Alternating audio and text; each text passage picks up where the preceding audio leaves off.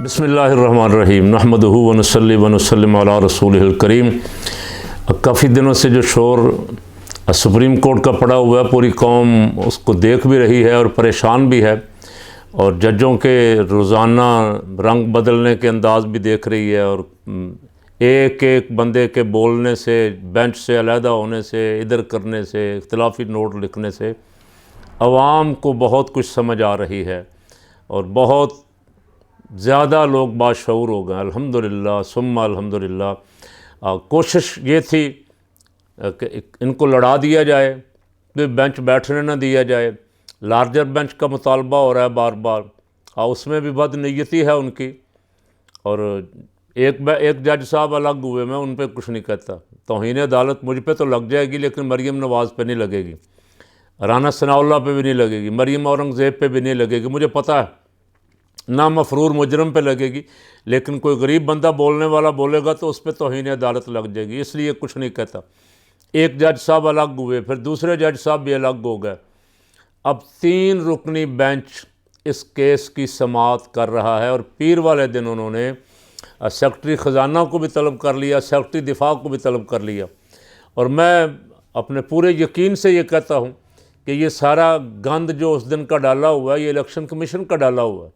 اب وہ نام استعمال کر رہا ہے، ان کے کہنے پہ نام استعمال کر رہا ہے، کبھی وزارت دفاع کا، اور کبھی وزارت خزانہ کا، کبھی لا اینڈ آرڈر کا مسئلہ۔ میں نے پہلے بھی عرض کیا تھا کہ ایسی حکومت دنیا میں کوئی نہیں ہوگی جو اپنی حکومت کے بارے میں یہ کہہ رہی ہو کہ لا اینڈ آرڈر مسئلہ امن و امان کا میچ یہاں ہو رہے ہیں۔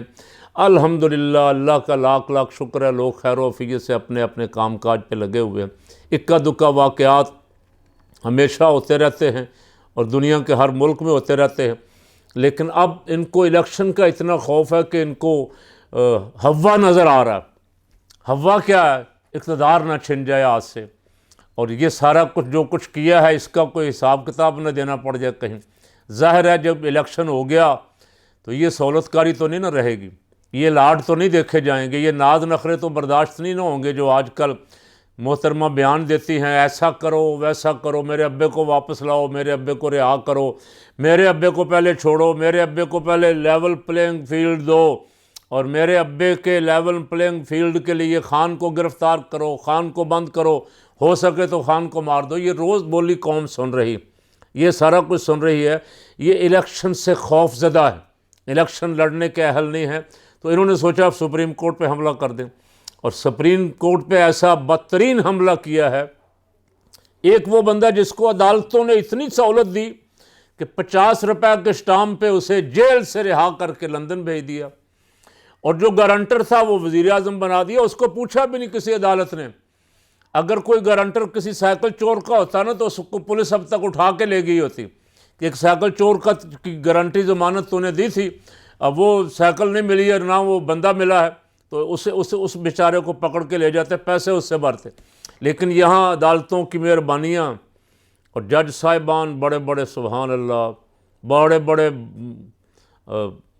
عدل والے جج، یہی کہہ سکتا ہوں۔ اب انہوں نے پوچھا تک نہیں کسی نے ابھی تک کہ بھائی 50 روپے کے اسٹامپ پیپر پہ آپ نے گارنٹی دی تھی کہ یہ 4 ہفتے میں آ جائیں گے، 4 سال ہو گئے، اور اب تو وہ وہاں سے آرڈر چلانے لگ گئے۔ وہ فرما رہے ہیں، رات کل ان کا بیان چل رہا تھا کہ ہم اس بینچ کو ہی نہیں مانتے تو فیصلہ کیسے مانیں گے؟ ہماری مرضی کا بینچ بناؤ، ہمارے مراعات یافتہ، ہمارے سہولت کار جج، ان کو لاؤ گے تو ہم فیصلہ مانیں گے، ان ججوں کا تو ہم فیصلہ نہیں مانیں گے جو فیصلہ آئین کے مطابق کریں گے۔ یہاں وزیر اطلاعات نے، کبھی ایسا نہیں ہوا، یہاں وزیر اطلاعات نے یہی بیان دیا کہ ہم اس عدالت کے، اس بینچ کے فیصلے کو نہیں مانیں گے۔ کاش آج ہی ان کی طلبی ہوتی اور عدالت میں کان سے پکڑ کے ان کو نکال دیا جاتا تاکہ دوسروں کو کچھ نہ کچھ عبرت تو حاصل ہوتی، لیکن ابھی تک وہ لڑائی کروانے والے اور تقسیم کر ہی اس لیے رہے ہیں کہ یہ تقسیم ہو جائیں، یہ لڑیں آپس میں اور ہمارے خلاف کوئی فیصلہ نہ آئے، وہ ابھی تک لگتا ہے کہ کامیاب جا رہے ہیں۔ لیکن جسٹس عمر عطا بندیال صاحب، چیف جسٹس آف پاکستان، اور 2 3 4 آدمی جو سٹینڈ لیے ہوئے ہیں، اللہ ان کو جزائے خیر عطا فرمائے، وہ اہل حق کے ساتھ آئین کے ساتھ کھڑے ہیں. میں نہیں کہتا وہ کسی ایک آدمی کسی ایک پارٹی کے ساتھ کھڑے ہوں یا کھڑے ہیں، وہ آئین کے ساتھ کھڑے ہیں. آئین کہتا ہے 90 روز کے اندر اندر الیکشن ہوگا. 90 روز تو اب 90 روز سے زیادہ ہونے کو ہیں. اب تک تو چاہیے تھا کہ نگران حکومتیں اور گورنر اور الیکشن کمیشن جو ہے وہ جیل کی کال کوٹری میں ہوتے. انہوں نے آئین توڑا ہے، وہ آئین کی کھلم کھلا خلاف ورزی کر رہے ہیں. الیکشن کمیشن نے تاریخ دی اور پھر اپنی مرضی سے بدل دی. تاریخ پہلے دے نہیں رہا تھا، کہہ رہا تھا میرا اختیار نہیں، صدر تاریخ دے گا، گورنر تاریخ دے گا. اور جب سپریم کورٹ پہ حکم پہ تاریخ دی ہی دی تو بدل اپنی مرضی سے دی. اختیار کہاں سے آ گیا صاحب آپ کا؟ 90 دن سے آگے نگران حکومت کا اختیار کہاں سے آ جائے گا؟ 90 دن کے بعد کہاں سے حکومت آئے گی؟